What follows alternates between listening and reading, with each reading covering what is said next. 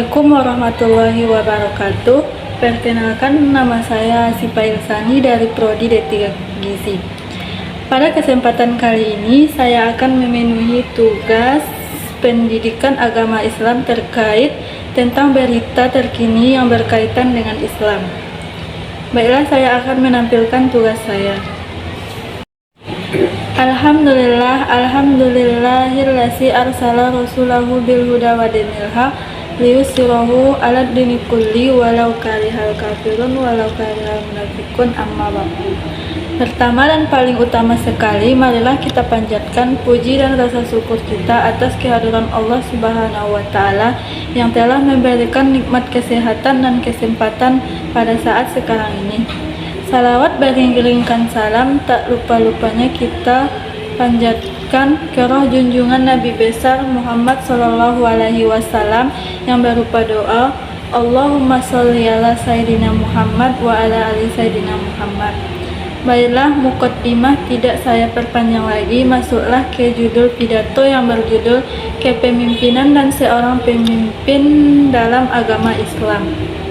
Islam mengajarkan kita untuk selalu bisa amanah dalam segala hal, dan salah satu amanah yang harus dijaga adalah jabatan atau kekuasaan, termasuk ketika sedang menjadi seorang pemimpin atau penguasa memiliki kewajiban untuk memelihara urusan-urusan rakyat, mengutamakan kemaslahatan dan kepentingan rakyatnya.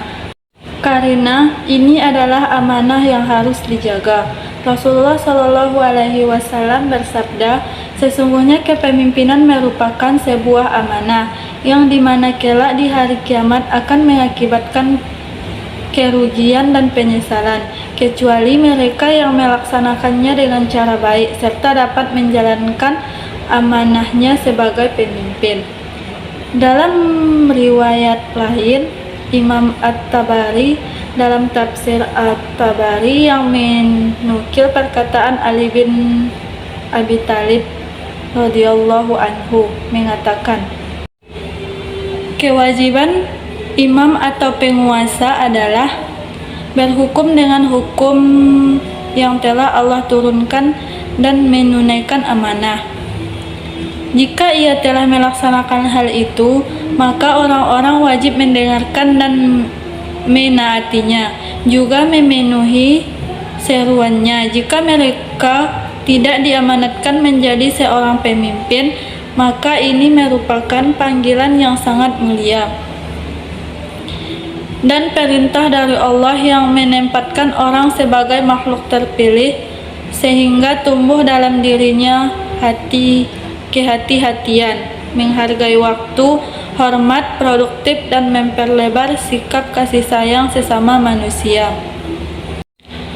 Motivasi seseorang ketika ia bertugas sebagai pemimpin tentu sangat beragam, seperti halnya motivasi seseorang untuk melakukan ibadah salat, puasa, dan sebagainya. Keragaman motivasi atau latar belakang niat seseorang dalam bertindak adalah suatu hal yang tidak terelakkan dan secara hukum tidak dipersalahkan.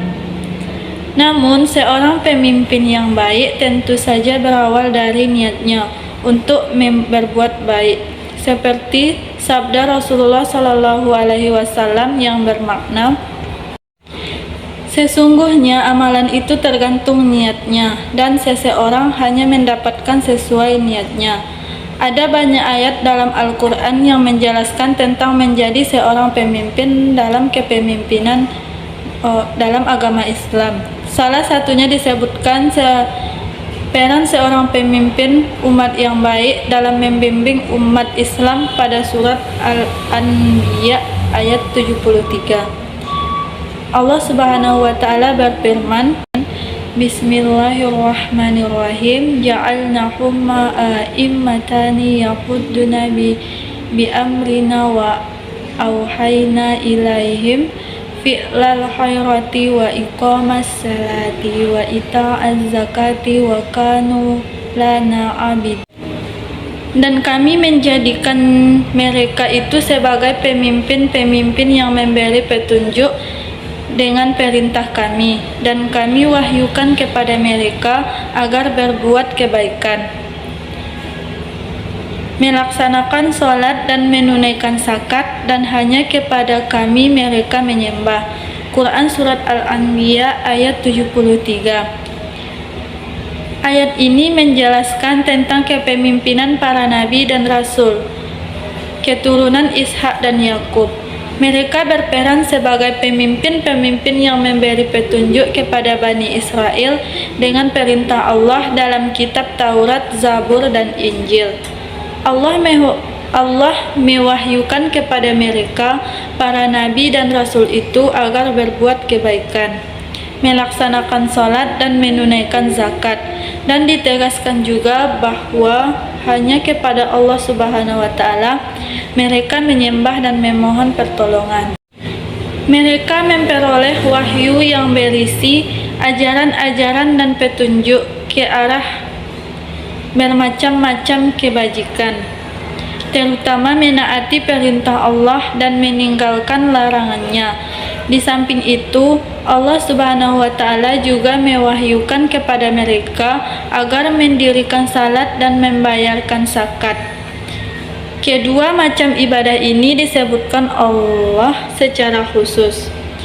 Sebab itu, ibadah salat memiliki keistimewaan sebagai ibadah jasmaniah maupun sebagai sarana yang menkokohkan hubungan hamba dengan Tuhannya. Sedang zakat mempunyai keistimewaan baik sebagai ibadah harta yang paling utama yang mempererat hubungan dengan sesama hamba. Lebih-lebih bila diingat bahwa harta benda sangat penting bagi sesama hamba. Kedua macam ibadah ini walaupun harus dilengkapi dengan ibadah-ibadah lainnya, namun ia telah mencerminkan dua sifat utama pada diri manusia, yaitu taat kepada Allah dan kasih sayang kepada sesama manusia. Akhirnya pada ujung ayat ini Allah menerangkan bahwa keturunan Nabi Ibrahim itu adalah orang-orang yang beribadat kepada Allah Subhanahu wa Ta'ala semata-mata dengan penuh rasa syukur, rasa khusyuk dan tawaduk. Jadi dapat ditarik kesimpulan pula bahwa seseorang pemimpin yang baik dalam perspektif Islam adalah mereka yang bisa menjalankan amanah dan merupakan orang-orang terpilih yang memiliki ketaatan pada Allah serta mempunyai sifat kasih sayang kepada sesama manusia. Ada beberapa karakter utama yang harus dimiliki dalam sebuah kepemimpinan, yaitu siddiq yang artinya jujur, amanah, dan dapat berlaku adil. Allah Subhanahu wa Ta'ala berfirman yang artinya, "Hai orang-orang yang beriman, hendaklah kamu jadi orang-orang yang selalu menegakkan bersaksi atau berjujur tentang kebenaran, karena Allah menjadikan saksi dengan adil, dan janganlah sesekali kebencianmu terhadap suatu kaum mendorong kamu untuk berlaku tidak adil.